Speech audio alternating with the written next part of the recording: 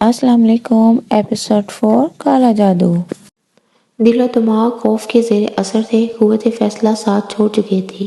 شہر اتنا اجنبی نہیں تھا، لیکن اس وقت یوں لگ رہا تھا جیسے پوری کائنات میں کوئی شناسا نہ ہو، انسانی شکل میں نظر آنے والا ہر وجود دشمن ہو۔ موت میری طاق میں اور زندگی ایک کمزور و بے بس چڑیا کی مانند جو پرواز کے ناقابل ہو اور جینے کی آرزو میں پڑپڑا رہی ہو۔ کون سی جگہ ہے جو میری پناہ گاہ بن جائے؟ میری نگاہ ہر سائے میں پناہ ڈھونڈ رہی تھی، مگر ہر سایہ خوف کا سایہ تھا۔ قدم کس طرف لے جا رہے ہیں اندازہ بھی نہیں ہو رہا تھا۔ پھر شاید غیب سے رہنمائی ہوئی، ریل کی سیٹی کی آواز رات کے سناٹے کو چیرتی ہوئی کانوں سے ٹکرائی اور میرے قدم رک گئے۔ ریل، ہاں، ایک راستہ یہ، کیوں نہ یہاں سے نکل جایا جائے، کیوں نہ یہ شہر چھوڑ دیا جائے، ہو سکتا ہے یہاں سے دور جا کر زندگی کی ہاس بندھے۔ قدم پھر آگے بڑھے، رفتار تیز ہو گئی، دماغ پر نیند جیسی کیفیت طاری تھی۔ اسی عالم میں اسٹیشن پہنچا، بہت سی چیزوں کا احساس بھی نہ ہو سکا، بس ریل کے آگے بڑھنے کے جھٹکے سے جیسے آنکھ کھل گئی۔ میں نے آنکھیں پھاڑ پھاڑ کر ارد گرد کے مناظر دیکھے۔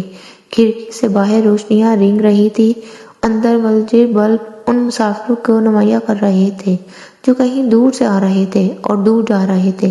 سب کے سب میری طرح نیند کے سحر میں ڈوبے ہوئے، نہ جانے میں کیسے ان کے درمیان آیا تھا اور انہوں نے مجھے کیسی نگاہوں سے دیکھا تھا۔ روشنیوں کے دوڑنے کی رفتار تیز ہو گئی، یوں لگتا تھا جیسے انہیں اندھیرے کا خوف ہو اور وہ اس سے جان بچانے کے لیے بھاگ رہی ہو۔ کہیں پھر اندھیرا تمام روشنیوں کو کھا گیا اور کھڑکی سے باہر گور تاریکی کے سوا کچھ نہ تھا۔ میں نے اس اندھیرے سے خوف زدہ ہو کر آنکھیں بند کر لی، لیکن جو ہی پلکیں جڑی میرے اختیار سے باہر ہو گئی۔ کوشش کے باوجود آنکھیں نہ کھلی۔ ذہن نے سوچوں کی گرفت سے آزادی کی جدوجہد کی اور اس کے حصول میں کامیاب ہو گیا۔ سارا بدن خوشگوار احساس کے ساتھ سو گیا اور نیند کی یہ عنایت اس وقت تک قائم رہی جب تک اجالے کے شہنشاہ نے تاریکی کو ملیاں میٹ نہ کر دیا۔ باہر روشنی دوڑ رہی تھی اور ٹرین پٹریاں بدل رہی تھی۔ آبادی کے آثار نظر آ رہے تھے۔ غالباً ٹرین کسی اسٹیشن سے گزری، لوگ جاگ گئے اور میں سنبھل کر بیٹھ گیا۔ رات بھر کا سفر طے ہو چکا تھا اور میں نہ جانے کتنی دور نکل آیا تھا۔ بہت کچھ پیچھے رہ گیا تھا۔ کیا میری مشکلات کا خاتمہ ہو سکتا ہے؟ کیا مجھے ایک پرسکون زندگی دوبارہ مل سکتی ہے؟ دل نے خود کو جواب دے دیا، ناممکن ہے۔ میں اپنے گناہوں کا پھل پا رہا ہوں۔ میں فطرت سے انحراف کا مجرم ہوں۔ وہ منحوس سادھو میرا پیچھا کہاں چھوڑے گا؟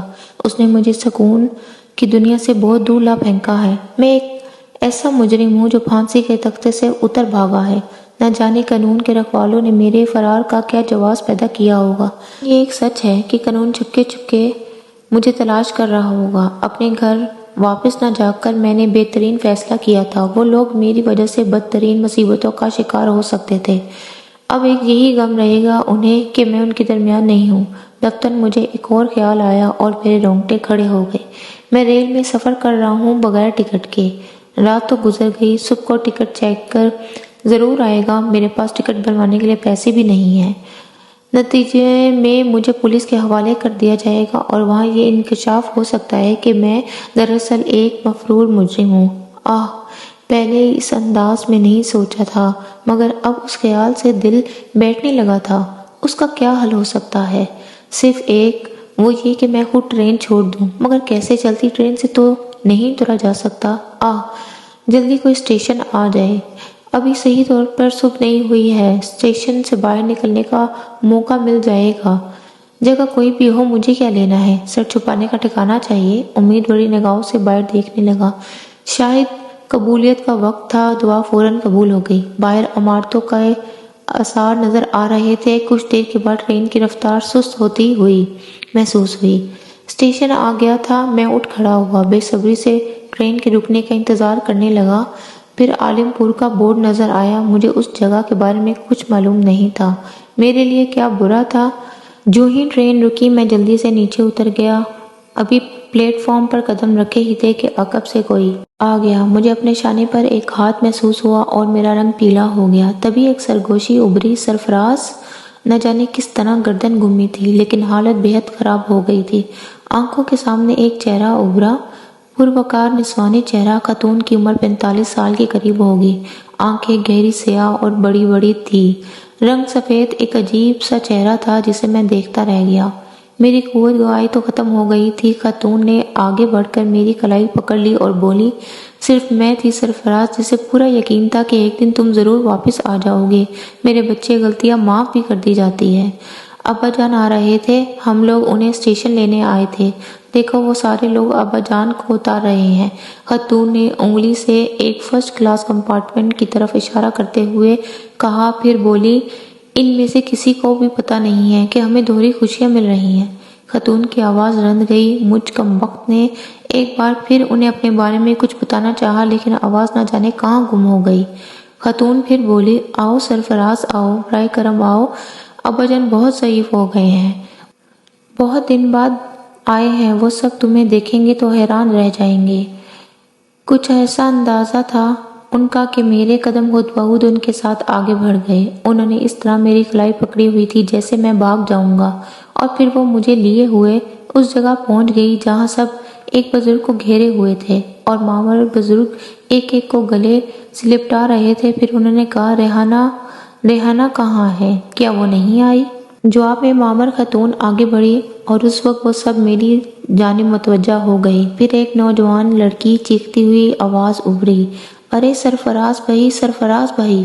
اور اس کے بعد وہ سارے کے سارے مجھ پر حملہ آور ہو گئے۔ میں بھلا ان سب سے مقابلہ کیسے کر سکتا تھا؟ میرا چہرہ ان کی غلط فہمی کو رفع کرنے کی کوشش کر رہا تھا۔ بھلا اب کون سننے والا تھا؟ ایک عجیب ہنگامہ برپا ہو گیا۔ مامر بزرگ بھی آگے بڑھے۔ انہوں نے میرے سامنے کھڑے ہو کر میرا چہرہ غور سے دیکھا، پھر دونوں ہاتھ پھیلا کر مجھے سینے سے لگا لیا۔ تو سرفراز میاں، تم آخر آ ہی گئے۔ بہت ہی اچھا فیصلہ کیا بیٹے، بہت ہی اچھا فیصلہ کیا۔ عقل کھوپڑی سے 2 فٹ اونچی اٹھ چکی تھی۔ کسی کو کوئی بات جو سمجھ میں آ رہی ہو، سارے کے سارے ایک ہی سر میں بول رہے تھے۔ ماما خاتون نے ان سب کو روکا اور بولی، یہ اسٹیشن پر ہنگامہ کرنے کی ضرورت نہیں ہے، آؤ گھر چلے، چلو گھر چلے۔ مگر یہ فراز بھائی، یہ اسی ٹرین سے اترے ہیں، چلو۔ ماما خاتون نے دوسری لڑکی کے سوال کا جواب میں کہا، جن صاحب کو نانا جان کہا جا رہا تھا انہیں تو سب بھول گئے، میرے ہی گرد جمگٹا لگ گیا تھا۔ عجیب عجیب باتیں کی جا رہی تھی میرے بارے میں، سارے کے سارے مجھے سرفراز سمجھ رہے تھے۔ نہ جانے کیوں انہیں اس قدر شدید غلط فہمی ہوئی تھی، لیکن میرے حق میں فی الوقت یہی بہتر تھا، کیونکہ اس گھوڑ میں بآسانی اسٹیشن کی گیٹ سے باہر نکل آیا تھا۔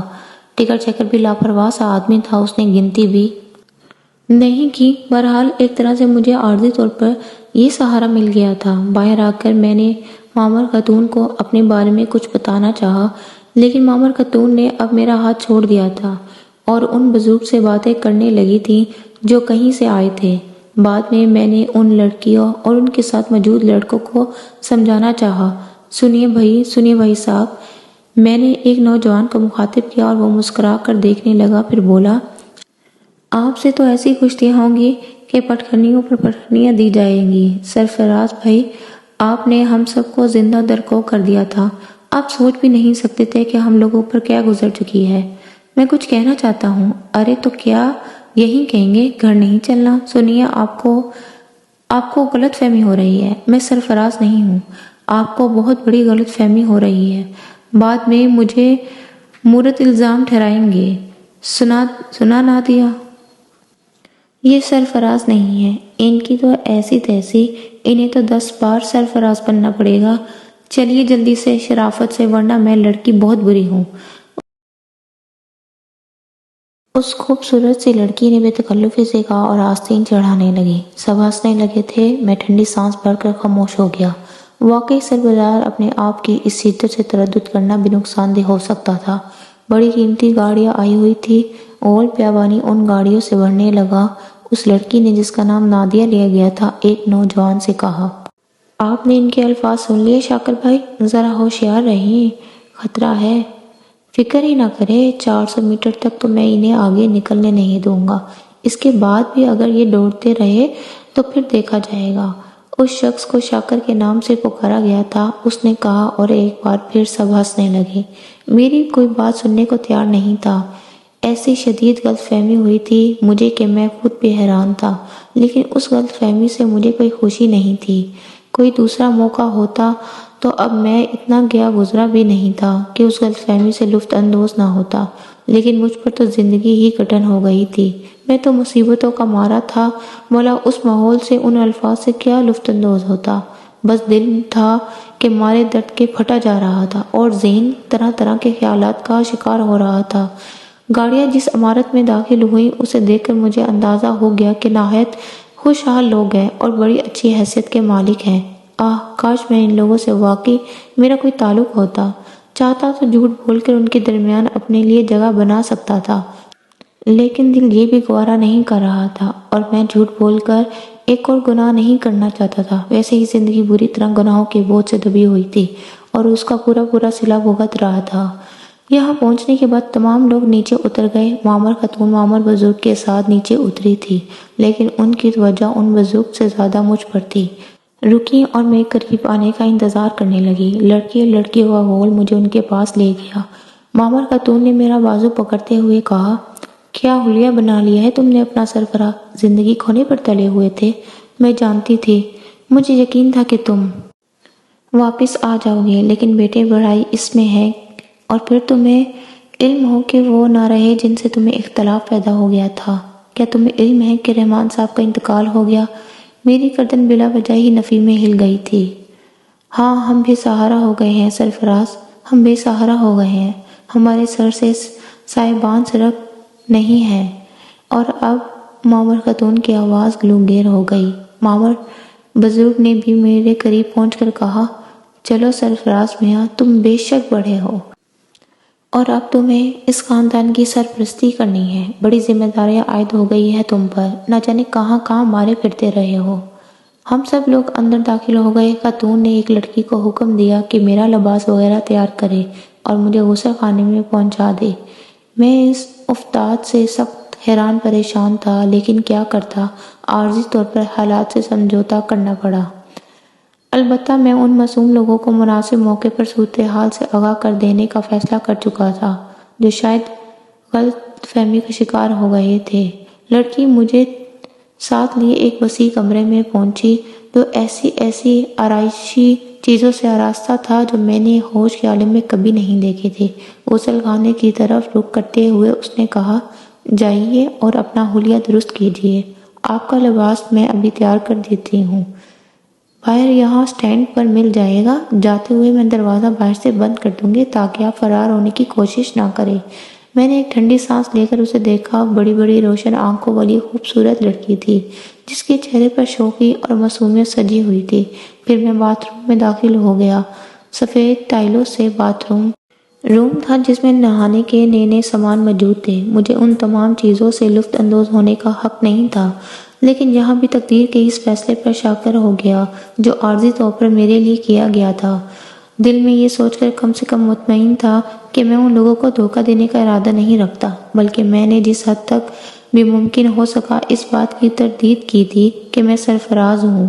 غسل کیا، شیو کا سامان بھی موجود تھا، دل چاہ کے شیو کر لوں، چنانچہ یہ بھی کر لیا میں نے، اور جب باہر نکلا تو میرا لباس رکھا ہوا تھا۔ یہ حیران کن بات تھی کہ یہ لباس بھی میرے جسم پر بالکل درست تھا، سلک کا کرتا اور سلک ہی کا پاجامہ، یہاں تک کہ جو سلیم شاہی جوتے میرے لیے رکھے گئے تھے وہ بھی میرے پیروں پر فٹ آئے تھے۔ اس حیران کن اتفاق پر ہنسی بھی آ رہی تھی۔ ہو سکتا ہے سرفراز بالکل میرے جیسا ہو، ورنہ اس قدر شدید غلط فہمی، اور وہ بھی اتنے بہت سے افراد کو، ممکن نہیں ہو سکتی۔ لیکن دل کے گوشوں میں ایک اور خوف کا تصور بھی ابھر رہا تھا، کہیں یہ بھی کم وقت منحوس شیطان کی چال نہ ہو جس نے مجھے اطلاع دی تھی کہ میں کہیں بھی سکھ کی سانس نہیں لے سکوں گا، بلکہ جہاں بھی جاؤں گا اس کی نحوست میرا تعاقب کرتی رہے گی۔ دل کو یہ سوچ کر سمجھایا کہ جو کچھ ہونا ہے وہ تو ہوگا، میں اپنے طور پر مدافعت نہیں کر سکتا اور نہ ہی میرے اندر اتنی قوتیں چھپی ہوئی ہیں، چنانچہ اب خوف کے عالم میں مرنے کا کیا فائدہ۔ ہاں، اپنے طور پر کوئی ایسا کام نہیں کروں گا جس سے میرا گناہ شدید سے شدید تر ہو جائے۔ جو کچھ کیا تھا اس کے صلے میں جو کچھ بھگت رہا تھا، بس اس سے زیادہ کی میرے اندر ہمت نہیں تھی۔ اب تو میں کمرہ امتحان میں تھا اور اپنی تقدیر پر شاکر تھا۔ تھوڑی دیر کے بعد دروازہ کھلا اور باہر اچھے خاصے لوگ موجود تھے جو مجھے لے کر ڈرائنگ روم کی طرف چل پڑے۔ ٹیبل پر ناشتے کا سامان موجود تھا تقریباً تمام ہی اہل خانہ موجود تھے۔ مامر خاتون مسلسل میری خاطرداری کر رہی تھی اور مامر بزرگ بھی۔ لڑکے لڑکیاں میرے اوپر ایک آدھ فکرہ چست کر دیتے تھے اور کمرے کا ماحول خوشگوار ہو جاتا تھا۔ خاتون نے کئی بار لڑکیوں اور لڑکوں کو ڈانٹ بھی پلائی اور بہت زیادہ باتیں نہ کرے، میرے مزاج کا خیال رکھے۔ دل ہی دل میں ہنس رہا تھا کہ واہ میں اور میرا مزاج۔ ابھی جب انہیں اس حقیقت کا یقین آ جائے گا کہ میں وہ نہیں ہوں جسے سمجھ کر وہ مجھے یہاں لائے ہیں، تو مجھے دھکے دے کر یہاں سے نکال دیا جائے گا۔ دنیا کا یہی انداز ہے اور دنیا اسی انداز میں جیتی ہے۔ ناشتے کے بعد ماما خاتون نے کہا، ابا میاں مجھے اجازت دیں تو میں تھوڑی دیر سرفراز سے باتیں کر لوں؟ ہاں ہاں کیوں نہیں، اور میں بھی سونا چاہتا ہوں، سفر سے تھک گیا ہوں، تم اطمینان سے باتیں کر لو۔ آؤ سرفراز میرے کمرے میں چلو، مامر خاتون نے کہا اور میں خاموشی اور سعادت مندی سے ان کے ساتھ چل پڑا۔ وہ مجھے ایک خوبصورت کمرے میں لے آئی۔ اندر پہنچ کر انہوں نے دروازہ بند کر لیا اور پھر ایک کونے کی طرف اشارہ کر کے بولی، بیٹھو، بیٹھ جاؤ۔ میں خاموشی سے بیٹھ گیا۔ وہ خود میرے سامنے والے صوفے پر بیٹھ گئی۔ پھر انہوں نے کہا، سرفراز بیٹے، زندگی میں نہ جانے کیا کیا اونچ نیچ ہوتی رہتی ہے۔ ہم یہ نہیں کہتے یہ غلطی ہماری نہیں ہے، لیکن بیٹے تمہیں اس طرح سب کچھ چھوڑ کر نہیں چلے جانا چاہیے تھا۔ ٹھیک ہے، مرحوم رحمان صاحب کا رویہ تمہارے ساتھ سخت ہو گیا تھا، لیکن بزرگ ایسی غلطیاں تو کر لیتے ہیں، لیکن ان غلطیوں کی اتنی بڑی سزا نہیں دی جاتی انہیں۔ یقین کرو رحمان صاحب کے دل پر تمہاری جدائی کا شدید غم تھا۔ وہ فریہ کو اس عالم میں نہیں دیکھ سکتے تھے۔ تمہیں اس بات کا بھی علم ہے کہ فریہ کو سب سے زیادہ وہ چاہتے تھے۔ فریہ کی جو کیفیت تمہارے پیچھے ہوئی، اگر بتاؤں گی تو یہی سوچو گے کہ ماں ہوں، اپنی بیٹی کی وکالت کر رہی ہوں۔ مگر بیٹے تم نے زیادتی کی ہے ہمارے ساتھ، کچھ انتظار تو کر لیتے، کوئی صحیح فیصلہ بھی ہو سکتا تھا۔ میں آپ کو کس نام سے مخاطب کروں خاتون؟ میں نے کہا اور مامر خاتون چونک کر مجھے دیکھنے لگی۔ کیوں؟ کیا تم یہ بھول گئے ہو کہ تم مجھے چچی جان کہتے تھے؟ جی، کچھ ایسے ہی حالات ہیں کہ میں اپنی مجبوری آپ کو نہیں بتا سکتا، لیکن اس بات سے آپ کو آگاہ کر دینا بے حد ضروری سمجھتا ہوں کہ حقیقتاً میں سرفراز نہیں ہوں۔ میں زمانے کا ستایا ہوا ایک انسان ہوں اور میں آپ کو دھوکہ دے کر یا اپنے لیے کوئی مقام بنانے کا خواہش مند نہیں ہوں۔ مامر خاتون نے بے اعتباری کے انداز میں سنجیدگی سے مجھے دیکھتی رہی، پھر بولی، اس کا مطلب ہے کہ تمہارا دل ابھی صاف نہیں ہوا۔ رحمان صاحب کی موت نے بھی تمہارے دل میں ہمارے لیے نرمی پیدا نہیں کی۔ خیر، جو کچھ تم کہہ رہے ہو کہتے رہو۔ تمہاری سنگ دلی کا تو تھوڑا تھوڑا اندازہ تو مجھے تھا، لیکن اچھا ٹھیک ہے، فریہ سے مل لو، ایک بار اسے یہ بتا دو کہ تم سرفراز نہیں ہو، اور اس کے بعد ہم اپنی تقدیر پر شاکر ہو جائیں گے۔ جو کچھ بھی فیصلہ تم کرو گے ہمیں منظور ہوگا۔ میری بچے تمہارے جانے کے بعد کبھی مسکرائی نہیں ہے، کاش تمہیں ان حقیقتوں کا احساس ہوتا۔ ٹھیک ہے خاتون، بالکل ٹھیک ہے، آپ میری بات نہیں مان رہی، لیکن میں آپ سے صرف چند الفاظ کہنا چاہتا ہوں کہ بعد میں اگر حقیقتوں پہ یقین آ جائے تو مجھے مجرم نہ سمجھیے گا۔ اس تمام کہانی میں میرا کوئی قصور نہیں ہے۔ خاتون کے چہرے پہ ناگواری کے آثار ابھرے۔ انہوں نے گردن ہلائی اور آہستہ سے بولی، تمہاری انتہا پسندگی کے بارے میں سبھی جانتے ہیں سرفراز۔ کیا تم اتنا تعاون کر سکتے ہو ہم سے کہ چند روز یہاں گزار لو، فریہ سے ملاقات کر لو؟ اگر تم ایسا کر لو گے تو ہم یہ سب پر احسان ہوگا۔ اسے سمجھا دو کہ اس کے بعد جو تمہارا دل چاہے وہ کرو۔ وہ اٹھی اور انہوں نے دروازہ کھول دیا۔ باہر سارا غول بیابانی جمع تھا۔ ایک لڑکی نے کہا، جی امی جان، کیا ہوا؟ یہ شرافت سے مان گئے یا ہماری باری آ گئی؟ تم لوگ کوئی بدتمیزی نہ کرو، سمجھے؟ چلو اپنے اپنے کمروں میں جاؤ۔ ایسے نہیں جائیں گے، اگر یہ شرافت سے مان گئی تو ٹھیک ہے، ورنہ ہم انہیں اٹھا کر لے جائیں گے، ایک لڑکی نے کہا، اور وہ سب مجھ پر جھپٹ پڑی۔ نہیں، سنیے، میں چل رہا ہوں، میں نے بوکھلا کر کہا، اور ہنستے کہہ لگاتے ہوئے یہ لوگ مجھے ایک طرف لے چلے۔ میری نحوست بالآخر ان لوگوں کو بھی اپنی لپیٹ میں لے گی۔ لڑکیاں مجھے لیے ہوئے دروازے پر پہنچ گئی۔ انہوں نے دروازہ کھول کر مجھے اندر دھکا دے دیا اور اس کے فوراً بعد باہر سے دروازہ بند کر دیا گیا تھا۔ عجیب سی صورتحال تھی، دل میں ایک میٹھا میٹھا سا احساس بھی جاگ رہا تھا، لیکن اس کا اختتام خوف کے دباؤ پر ہوتا تھا۔ گھبرائی ہوئی نگاہوں سے میں نے اس کمرے کا جائزہ لیا۔ اعلیٰ درجے کے قالین بچھے ہوئے، دروازے، کھڑکیوں اور دیواروں کی مناسبت سے پردے پڑے ہوئے تھے۔ کمرے کے ایک جانب ایک مصری تھی جس پر 2 تکیے رکھے ہوئے تھے۔ مصری کے بائیں جانب پھولوں کا ایک بہت بڑا خوبصورت گلدستہ نظر آ رہا تھا جس میں تازہ پھول لگے ہوئے تھے اور اس کے اطراف میں بھینی بھینی خوشبو پھیلی ہوئی تھی۔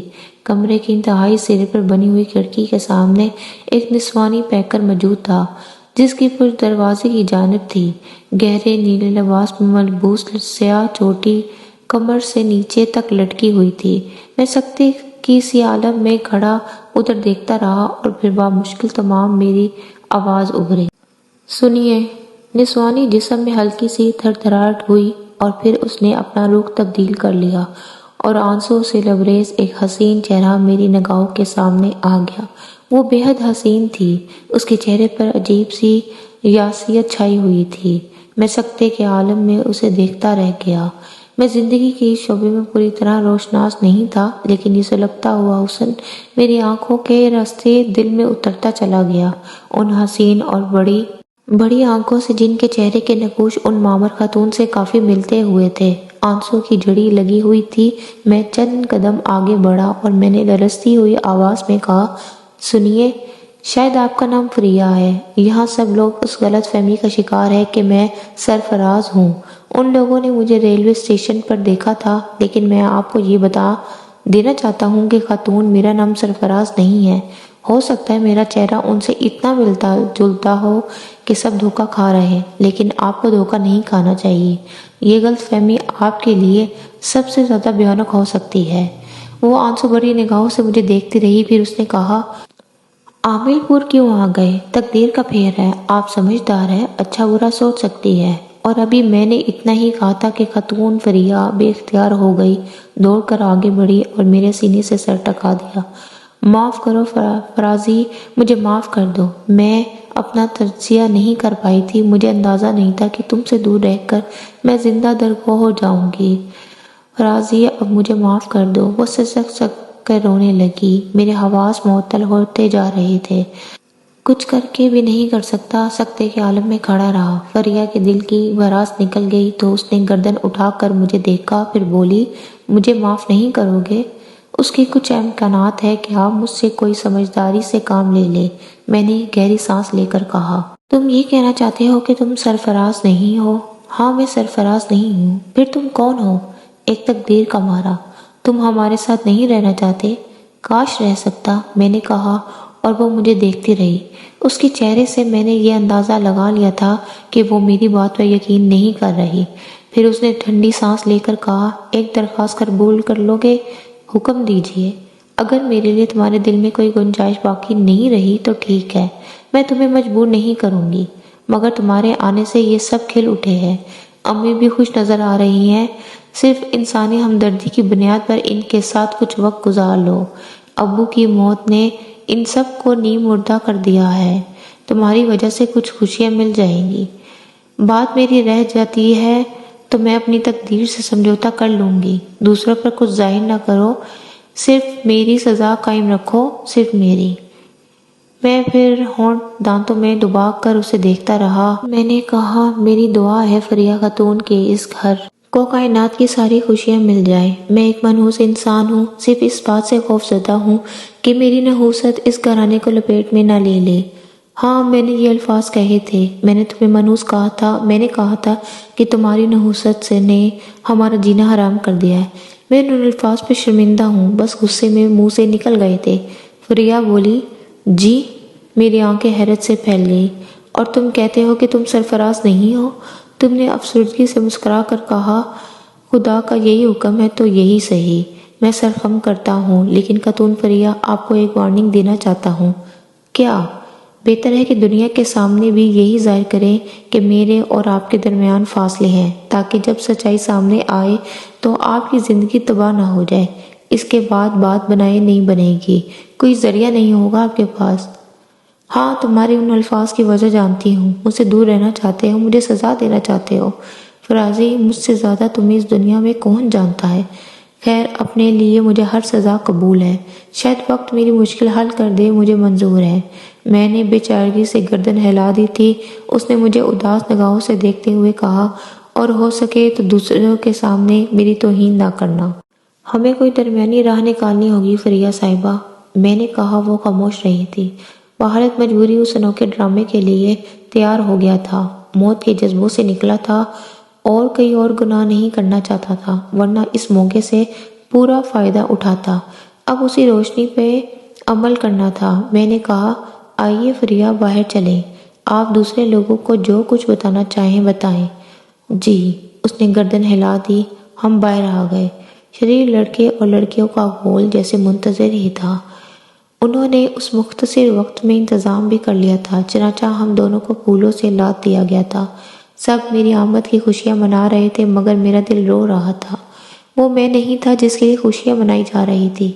فریا بھی بجھی بجھی تھی، خوب ہنگامہ رہا تھا۔ البتہ ریحانہ بیگم ہم دونوں کا جائزہ لے رہی تھی۔ رات کے کھانے کے بعد انہوں نے مجھے سے تنہائی میں کہا، لگتا ہے سرفراز میاں تمہارے درمیان اختلاف دور نہیں ہوا۔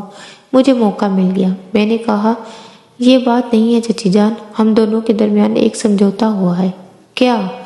ہم ایک ماہ تک اپنا تجزیہ کریں گے، الگ الگ رہ کر یہ فیصلہ کریں گے کہ مستقبل میں ہمیں ایک دوسرے کے جذبات کا کس طرح خیال رکھنا ہوگا۔ بات کچھ سمجھ میں نہیں آئی۔ ریحانہ بیگم بولے، اگر آپ اسے ہم دونوں کے درمیان رہنے دیں تو زیادہ اچھا نہیں ہوگا چچی جان؟ میں نے عاجزی سے کہا، الگ الگ رہنے سے تمہاری کیا مراد ہے؟ میرا مطلب ہے ہمارے درمیان تعاون اور مفاہمت رہے گی، بس قربت نہیں ہوگی۔ تم دونوں ہی سر پھرے ہو، مگر اب تم یہاں سے جاؤ گے نہیں؟ جی چچی جان، میں نے ٹھنڈی سانس لے کر کہا۔ ذاتی طور پر مجھے تم سے بے حد شکایت ہے۔ کیوں چچی جان؟ یہ معلوم ہونے کے باوجود کہ رحمان اس طرح ہمارے درمیان سے چلے گئے، تمہارا دل نہ پھسا اور تم نے عادت کے مطابق ڈرامہ رچایا۔ تم سرفراز نہیں ہو، حالانکہ اس وقت تمہیں ساری رنجشیں بھول کر ہم سے افسوس کرنا چاہیے تھا، ہمارا سہارا بننا چاہیے تھا۔ تمہیں اندازہ نہیں کہ ہم کیسی زندگی گزار رہے ہیں، بچے مرجھا کر رہ گئے ہیں۔ اگر تمہیں اب بھی ضد تھی تو عامل پور کیوں اترے تھے؟ کاش میں آپ کو ساری حقیقت بتا سکتا چچی جان۔ میں نے بڑی دعائیں کی ہیں تمہاری واپسی کے لیے۔ فریا اپنے رویے پر کتنا افسوس کرتی رہی ہے، تمہیں اس کا اندازہ نہیں ہو سکتا۔ بہرحال کوئی کسی کے دل میں داخل نہیں ہو سکتا۔ انتظام میں نے دوسرے کمرے میں کیا تھا، فریا کو بھی بتانا ضروری سمجھا تھا۔ محسوس نہ کرنا فریا، یہ ضروری ہے۔ تم نے وعدہ کیا تھا کہ مجھے دوسروں کے سامنے رسوا نہیں کرو گے۔ ہاں فریا، میں آپ کو رسوا نہیں کرنا چاہتا، میں نے آہستہ سے کہا۔ جیسی تمہاری مرضی، اس نے رندی ہوئی آواز میں کہا۔ دوسرا اور پھر تیسرا دن گزر گیا۔ حالات کسی قدر قابو میں آ گئے تھے۔ بڑی کوششوں سے مجھے یہاں کے حالات معلوم ہوئے تھے۔ رحمان صاحب کا گھرانہ تھا جس کا وسیع کاروبار وغیرہ تھا۔ 2 بیٹے شاکر اور عامر تھے، 4 بیٹیاں تھیں جن میں فریا سب سے بڑی تھی۔ اس کی شادی سرفراز سے ہوئی تھی جو دنیا میں تنہا تھا، چنانچہ اسے گھر داماد بنا لیا گیا۔ خود سر اور سرکش مزاج نوجوان تھا، کسی کو خاطر میں نہیں لاتا تھا، فطرتاً انتہا پسند تھا۔ فریا بھی خود پسندی کا شکار تھی، چنانچہ دونوں میں اختلاف تھا۔ پھر ایک دن رحمان صاحب نے اسے طلب کر کے فریا کی شکایت پر برا بھلا کہا۔ فریا بھی باپ کے ساتھ تھی۔ سرفراز خاموشی سے گھر چھوڑ کر چلا گیا اور پھر واپس نہیں آیا۔ بعد میں فریا کو اپنی زیادتی کا احساس ہوا۔ رحمان صاحب بھی پشیمان تھے کہ بیٹی کا گھر بگڑ گیا۔ پھر اچانک رحمان صاحب پر دل کا دورہ پڑا اور وہ نہ رہے۔ یہ کہانی تھی سرفراز کی۔ میں نے اس کی تصویریں دیکھی اور ششدر رہ گیا۔ ایسا انوکھا ہم شکل شاید ہی کبھی دیکھا گیا ہو۔ وہ لوگ کافی حد تک اس سلسلے میں بے قصور تھے۔ اصولی طور پر مجھے یہاں سے خاموشی سے نکل جانا چاہیے۔ میری بزدلی مجھے روک رہی تھی۔ اول تو میرے پاس ایک پیسہ بھی نہیں تھا، لباس بھی ان لوگوں کا دیا ہوا تھا، لباس تک سلامت نہیں تھا۔ اس عالم میں کیا فیصلہ کرتا؟ پھر باہر کا ہولناک ماحول، جس دن سے اس گھر میں داخل ہوا تھا، باہر قدم نہیں رکھا تھا۔ سمجھ میں نہیں آ رہا تھا کیا کروں۔ کئی بار نیت میں خرابی آئی، مگر ضمیر زندہ تھا۔ میں اپنے لیے اس خاندان کو فنا نہیں کرنا چاہتا تھا۔ البتہ اس الجھن میں تھا کہ اس ڈرامے کو طویل کیا جا سکتا تھا۔ فریا نے مجھے طرح طرح سے رجھانے کی کوشش کی تھی، مگر میں نے خود کو سنبھالے رکھا تھا۔ پھر ایک دن ڈراپ سین ہو گیا۔ شام کے 5 بجے تھے۔ باہر لان پر چائے کا بندوبست ہو رہا تھا کہ ایک کار، اس کے پیچھے ایک پولیس جیپ اندر داخل ہو گئی۔ سب چونک کر ادھر دیکھنے لگے تھے۔ اس وقت سب ہی باہر موجود تھے۔ جیپ سے اس شخص کو ہتھکڑیوں سمیت اتارا گیا، اسے دیکھ کر میرا دل اچھل پڑا تھا۔ نہایت خراب حوالے میں وہ سرفراز تھا۔ سب دم بخور رہ گئے، میں بھی اپنی جگہ ساکت تھا۔ کار سے ایک عمر رسید صاحب نیچے اترے اور نانا جان کے قریب پہنچ گئے۔ حامد حسین صاحب، آپ بھی یہاں موجود ہیں؟ ہاں، بچی کا اصرار تھا، کچھ دن کے لیے آیا ہوں، مگر یہ سب نانا جان بولے۔ بڑا پریشان کن مرحلہ ہے، ذرا انہیں دیکھیے، یہ کون ہے؟ اتنی دیر میں تمام لوگ اس سرفراز کے گرد جمع ہو گئے تھے۔ میرے قدم اپنی جگہ جمے ہوئے تھے، دل اندر سے چیخ رہا تھا، بھاگ جا، قیامت آ گئی ہے، بھاگ، فوراً بھاگ، مگر میں نہ بھاگ سکا۔ چچی جان، میں سرفراز ہوں۔ سرفراز مظلوم لہجے میں بولا۔ ساتھ کھڑے پولیس افسر نے اس کے منہ پر الٹا ہاتھ رسید کر دیا۔ تم سے بولنے کے لیے منع کیا گیا تھا، آپ بھی یہاں آ جائیں شاہ عالم، نوادر نے کار کی طرف رک کر کے کہا، اور اس میں سے ایک اور صاحب نیچے اتر آئے۔ سادہ لباس میں تھے، مگر حلیے سے آفیسر معلوم ہوتے تھے۔ نوادر نے کہا، یہ محکمہ پولیس آفیسر کے بہت بڑے افسر ہے، پرانے ساتھی بھی ہے۔ محکمہ پولیس نے اس شخص کو گرفتار کیا ہے اور پولیس کا خیال ہے کہ یہ ایک خطرناک قاتل ہے جسے سزائے موت ہو گئی تھی، لیکن یہ تختہ دار سے فرار ہو گیا۔ پولیس کے پاس اس کا مکمل ریکارڈ موجود ہے، جبکہ اس شخص نے یہ بات تسلیم نہیں کی اور اعلیٰ پولیس افسران سے کہا کہ انہیں غلط فہمی ہوئی ہے، وہ رحمان عظیم کا داماد ہے جو عامر پور کے رئیس ہے۔ یہ بات شاہ عالم کے علم میں آئی، اور چونکہ شاہ عالم یہ بات جانتے تھے کہ میں عالم پور کا رہنے والا ہوں اور مرحوم رحمان میرے دوست ہے، چنانچہ انہوں نے مجھ سے رابطہ کیا۔ میں بٹیا کی شادی کے وقت ملک میں موجود نہیں تھا، اس لیے اسے پہچانتا بھی نہیں تھا۔ رحمان کا حوالہ ایسا نہ تھا کہ میں اس بات کو نظر انداز کر دیتا، چنانچہ میں نے شاہ صاحب سے درخواست کی کہ وہ میری مدد کرے اور اپنے لسٹ پر صرف میری وجہ سے اس خطرناک مجرم کو لے کر یہاں آئے ہیں۔ اب آپ فیصلہ کریں۔ سب پر سکتہ طاری تھا اور میں خود بھی بت بنا کھڑا تھا۔ میرے اندر شدید کشمکش جاری تھی۔ چچی جان، اللہ اس وقت پرانی رنجشوں کو ذہن میں نہ لائے۔ میں موت کے دہانے پہ ہوں، میری زندگی بچا لے فریحہ، مجھے معاف کر دو، مجھے بچاؤ۔